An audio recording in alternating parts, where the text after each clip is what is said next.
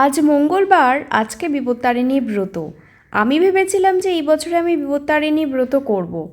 কিন্তু ছোট্ট একটা মিসআন্ডারস্ট্যান্ডিংয়ের ফলে আমি এই বছর ব্রতটা আর করলাম না।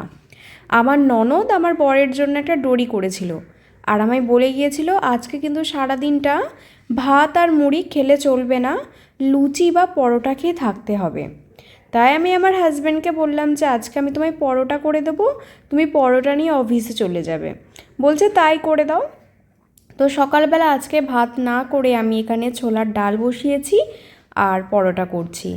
আর সময় হাতে থাকায় আমি একটু সিমুইও রান্না করেছিলাম, কারণ আমার সিমুইটা খেতে ভীষণ ভালো লাগে।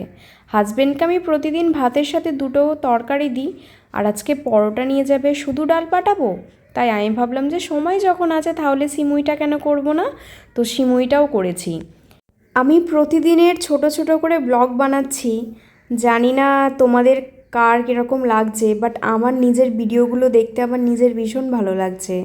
যখন সংসারের সব কাজ সেরে আমি চুপ করে বসে থাকি, তখন আমার ইউটিউব চ্যানেলটা খুলে আমি আমার এই ভিডিওগুলো দেখি।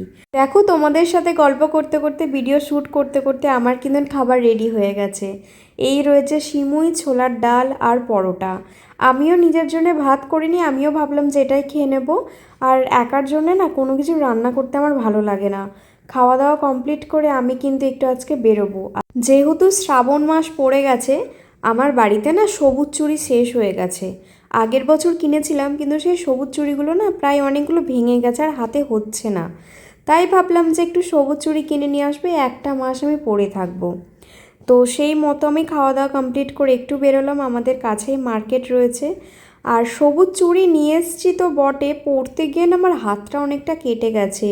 জানি না, কাঁচের চুড়ি তো পটপট করে ভেঙে গেছে, আর হাতটা না অনেকটা কেটে গেছে, আমার ভীষণ লাগছে।